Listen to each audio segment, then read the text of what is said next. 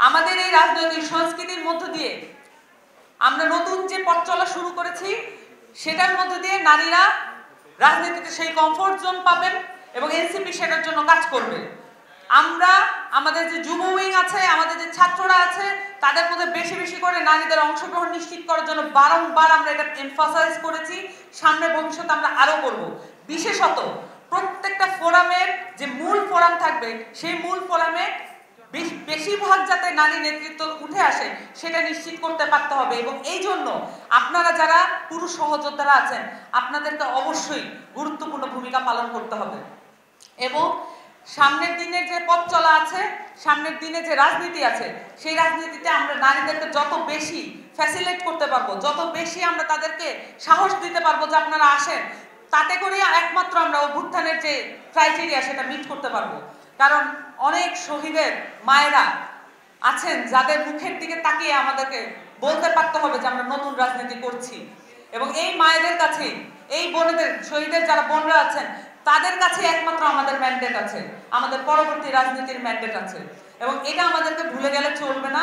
এই ওয়াদা তাদের কাছে করতে হবে এবং আমাদের এই প্রতিজ্ঞা বাস্তবায়ন করার জন্য সকল রকমের যে প্রচেষ্টা সেগুলো আমাদেরকে চালিয়ে যেতে হবে। এবং আমরা এনসিপির পক্ষ থেকে আমরা গণপরিষদ নির্বাচনের কথা বলেছি। আপনারা দেখেছেন গণপরিষদ নির্বাচনের ক্ষেত্রে তালবাহানা এবং নানান ধরনের অসহযোগিতা সেটা করা হচ্ছে।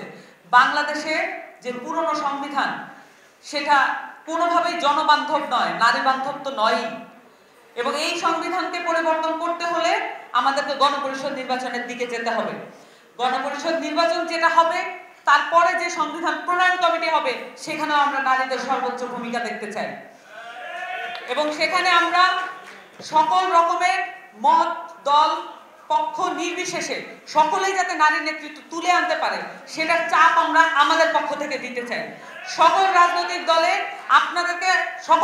দলের কাছে আমাদের বক্তব্য থাকবে, আপনারা আপনাদের দলের নারী নেতৃত্ব কেন 40 বছর পরেও আপনারা আপনাদের নারী নেতৃত্ব তুলে আনতে পারছেন না, সেই জবাবদিহিতা জনগণের কাছে করেন। এবং আমাদের বাংলাদেশে যে আন্দোলনগুলোতে নারীদের ভূমিকা ছিল সেই নারীদের কাছেও এই জবাবদিহিতা আপনাদেরকে করতে হবে। এবং আমরা এনসিপির যে মূল মন্ত্র, এনসিপি ইউথ পার্লামেন্ট করবে, এনসিপি নারীদের জন্য সেপারেট কর্মশালা করবে, এনসিপি যতভাবে সম্ভব বাংলাদেশের নারীদেরকে রাজনীতিতে নিয়ে আসার, মধ্যবিত্ত, নিম্নবিত্ত সকল পরিবার, সকল ধরনের অরাজনৈতিক, তথাকথিত অরাজনৈতিক পরিবারের নারীদেরকে সামনে নিয়ে আসার জন্য যত রকমের কর্মশালা করা প্রয়োজন, যত রকমের উদ্যোগ নেওয়া প্রয়োজন, এনসিপি সেটা নেবে। আপনারা আমাদের যে অভ্যুত্থানের যে স্পিরিট আছে, আমাদের অভ্যুত্থানের যে ওয়াদা আছে সেটা মোতাবেক কাজ করবেন।